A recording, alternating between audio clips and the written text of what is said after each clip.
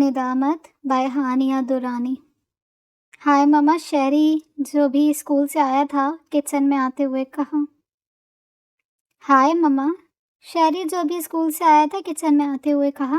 ہائے بیٹا، آ گئے تم؟ جلدی سے منہ ہاتھ دھو لو، میں بس کھانا لگانے والی ہوں، ماما نے اسے باہر بھیجتے ہوئے کہا۔ ماما مجھے بھوک لگی ہے، میں پہلے کھانا کھاؤں گا پھر یونیفارم چینج کروں گا، شیری نے کہا۔ اچھا ٹھیک ہے، تم بیٹھو، میں کھانا نکالتی ہوں، رابعہ نے جلدی جلدی ہاتھ چلاتے ہوئے کہا۔ ارے بھابھی، یہ کیا، نہ سلام نہ دعا، بس آتے ہی کھانے کی رٹ لگا دی، کم از کم ہاتھ تو دھو لے۔ حفظہ جو کچھ دنوں سے شہری کی عادتوں کو دیکھ رہی تھی ٹوکے بنا نہ رہ سکی۔ ارے آپا رہنے دیں، آپ بچہ بھوکا پیاسا آیا ہے اور آپ نے نصیحتیں شروع کر دی، بڑا ہو جائے تب سمجھ جائے گا، رابعہ نے جلدی سے کہا، کہیں شہری کا موڈ خراب نہ ہو جائے اور وہ بھوکا نہ رہے۔ میں تو بس پھپھو، آپ اپنی باتیں اپنے پاس رکھیں، ماں کی شے پا کر شہری بھی بولے بغیر نہ رہ سکا اور حفصہ ایک دم خاموش ہو کر کچھ سوچنے لگی۔ ارے آپا، مجھے بلوا لیا ہوتا، آپ کیوں یہاں تک آئیں؟ حفصہ جو ابھی بھائی کے کمرے میں آئی تھی ان کی بات سن کر مسکرائی۔ آپ بیٹھیے اور بتائیے کیا بات ہے، ارمان نے انہیں اپنے ساتھ بٹھاتے ہوئے کہا۔ ارمان، وہ مجھے شہری کے بارے میں بات کرنی تھی، حفصہ نے جھجکتے ہوئے کہا۔ جی آپا کہیے، خیریت تو ہے نا؟ ارمان نے تشویش سے پوچھا۔ ہاں میرے بھائی، خیریت ہی ہے، میں یہ کہنا چاہتی تھی کہ شہری بہت بگڑ رہا ہے، اگر ایسا ہی چلتا رہا تو خدا نخواستہ کچھ غلط نہ ہو جائے، وہ بہت ضدی اور خود سر ہے۔ میں نے یہی بات رابعہ سے بھی کہی مگر اس نے یہ کہہ کر مجھے چپ کرا دیا کہ شہری ابھی بچہ ہے، نا سمجھ ہے، اس لیے ایسا ہے۔ مگر ارمان، اگر ہم اب اسے نہیں ٹوکیں گے تو کل کو اس کی یہی عادتیں پکی ہو جائیں گی اور وہ بگڑ بھی سکتا ہے، تم سمجھ رہے ہو نا میری بات؟ حفصہ نے استفسار کیا۔ جی آپا، مگر میں کیا کروں، آپ تو جانتی ہیں میں آج کل بزنس کو سیٹ کرنے میں بری طرح سے مصروف ہوں، شہری کی ذمہ داری آج کل مکمل طور پر رابعہ پہ ہے، مجھے بالکل بھی ٹائم نہیں ملتا ہے، ارمان نے بے بسی سے کہا۔ تم بے فکر رہو، اب شہری کو سمجھانا میرا کام ہے، حفصہ نے اسے تسلی دیتے ہوئے کہا۔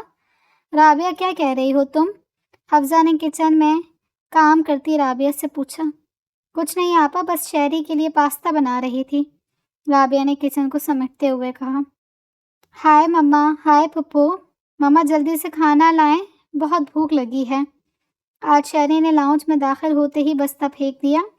شہری، سب سے پہلے منہ ہاتھ دھو لو، یونیفارم چینج کرو، پھر کھانا ملے گا، ورنہ رات تک بھوکے ہی رہو، حفصہ نے کچھ ایسی سختی سے کہا کہ وہ منہ بسوڑتا اٹھ کے کمرے میں چلا گیا۔ ارے آپا چینج کر لیتا، کیوں ڈانٹا آپ نے اسے، وہ تھکا آیا تھا اور آپ نے ڈانٹ دیا، رابعہ نے ناگواری سے کہا۔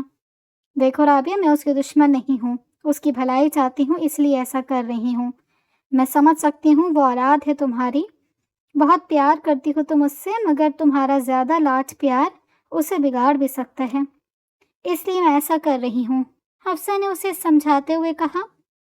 شہری، تم نے نماز پڑھ لی ہے کیا؟ حفصہ نے اسے گیم کھیلتے دیکھ کر کہا۔ پھپھو، میں نماز نہیں پڑھتا، شہری نے اطمینان سے جواب دیا۔ کیا مطلب، 15 سال کے ہو چکے ہو اور نماز نہیں پڑھتے؟ حفصہ نے حیرت سے کہا۔ نہیں، شہری نے اسی اطمینان سے جواب دیا۔ چلو رکھو اس موبائل کو اور میری بات سنو، حفصہ نے اس کے ساتھ بیٹھتے ہوئے کہا۔ پھپھو پلیز، اس وقت نہیں، شہری نے اٹھتے ہوئے کہا، بیٹھو یہاں اور دو یہ موبائل مجھے، حفصہ نے اسے واپس بٹھاتے ہوئے کہا۔ قرآن پاک پڑھا ہے تم نے؟ حفصہ نے استفسار کیا۔ نہیں پھپھو، قرآن پاک کیا ہوتا ہے؟ شہری نے پوچھا، اور وہ تعصب سے اسے دیکھنے لگی، اتنا ذہین بچہ اور اس کی حالت، پھر اسے سمجھانے لگی قرآن کے بارے میں، اسلام کے بارے میں، اور وہ بہت غور سے ایک ایک لفظ کو اپنے ذہن میں بٹھانے لگا۔ شہریار عرف شہری 14 سال کا بہت ہی پیارا گول مٹول سا بچہ جو اپنے ماں باپ کی آنکھوں کا تارا تھا، اور ہوتا کیوں نہ، شادی کے 10 برس بعد بڑی منتوں مرادوں سے پیدا ہوا تھا، رابعہ اور عرفان کی جان بستی تھی اس میں۔ شہریار بڑا ہی ذہین بچہ تھا، ایک بار جس چیز کو دیکھتا وہ اس کے حافظے میں ہمیشہ کے لیے محفوظ ہو جاتا، اور وہ بڑا ہی حساس بچہ تھا، ہر بات کو گہرائی سے دیکھتا تھا۔ وہ نویں جماعت میں پڑھتا تھا۔ رابعہ اور عرفان نے اس کی اعلیٰ تعلیم و تربیت میں کوئی کمی نہیں چھوڑی تھی۔ وہ شہر کے مہنگے ترین اسکول میں پڑھتا تھا۔ اس کی ہر خواہش پوری کرنا رابعہ اور عرفان پہ جیسے فرض تھا۔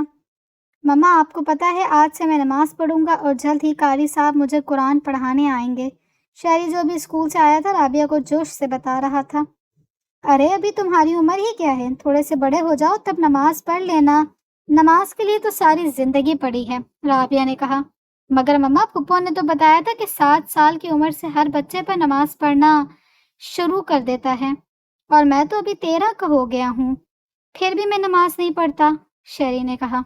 اف، تم تو ایک بات کے پیچھے ہی پڑ جاتے ہو، کہا نا جب وقت آئے گا تب پڑھ لینا، رابعہ نے ناگواری سے کہا۔ ٹھیک ہے مما، میں بچہ ہوں، آپ اور پاپا تو نہیں ہیں، آپ دونوں کیوں نماز نہیں پڑھتے، قرآن پاک نہیں پڑھتے؟ شہری نے استفسار کیا۔ بیٹا، صبح میری آنکھ نہیں کھلتی اور دن بھر اتنی مصروفیت ہوتی ہے کہ ٹائم ہی نہیں ملتا، اور رہے تمہارے پاپا تو وہ اپنے بزنس میں اتنے بزی ہیں کہ سر کھجانے کی فرصت ہی نہیں ملتی۔ اب تم ہی بتاؤ ایسے میں ہم کیسے نماز پڑھیں؟ اور تم تو ابھی بچے ہو، جب وقت آئے گا تب ہم خود تمہیں نماز پڑھنے کے لیے کہیں گے۔ رابعہ نے اسے تفصیل سے اپنی مصروفیت بتائی۔ مگر کیوں مما، وہ دن کب آئے گا؟ اگر اس دن کے آنے سے پہلے میں ہی مر گیا تو اس کے ذمہ دار کون ہوں گے؟ ہمارے گھر میں نہ تو آپ نماز پڑھتی ہیں اور نہ پاپا اور نہ ہی میں۔ جب ہم نماز ہی نہیں پڑھتے تو اور کیا کریں گے؟ قرآن پاک کبھی کسی نے کھولا ہے؟ آپ موبائل پہ سارا دن لگی رہتی ہیں، پاپا کو اپنے بزنس سے فرصت نہیں ملتی اور میں سارا دن کھیل کود میں لگا رہتا ہوں۔ ہم صرف نام کے مسلمان رہ گئے ہیں، شہری نے افسوس سے کہا۔ نہیں بیٹا، ایسا مت کہو، میں آج ہی تمہارے پاپا سے بات کرتی ہوں، وہ جلد ہی قاری صاحب کا بندوبست کر دیں گے، پھر تم بھی نماز اور قرآن پڑھنا، رابعہ نے جلدی سے کہا۔ نہیں مما، میں کیا کروں گا پڑھ کے، بڑا ہو کے ویسے ہی میں نے بھول جانا ہے، آپ اور پاپا کی طرح۔ اس سے اچھا ہے کہ قاری صاحب کو دینے والے پیسوں سے میں کوئی اسٹوری بک خرید لوں، شہری نے افسردہ لہجے میں کہا۔ ماما، کیا آپ نے کبھی سوچا ہے کہ اگر ہم رات کو اس دنیا میں سو جائیں اور ہماری آنکھ قبر میں کھلے تو پھر کیا ہوگا؟ ہمیں تو کوئی موقع ہی نہیں ملے گا، ہم توبہ کے بغیر ہی اس دنیا سے چلے جائیں گے، تب ہمارا ٹھکانہ کہاں ہوگا؟ شیری نے پوچھا۔ مان لیں مما، ہم میں سے ایسے بہت سے لوگ ہیں جو خود کو مسلمان سمجھتے ہیں مگر ان کی حرکتیں نان مسلم جیسی ہیں، تو پھر ہم کیسے جنت کی یا اللہ سے معافی کی درخواست کر سکتے ہیں؟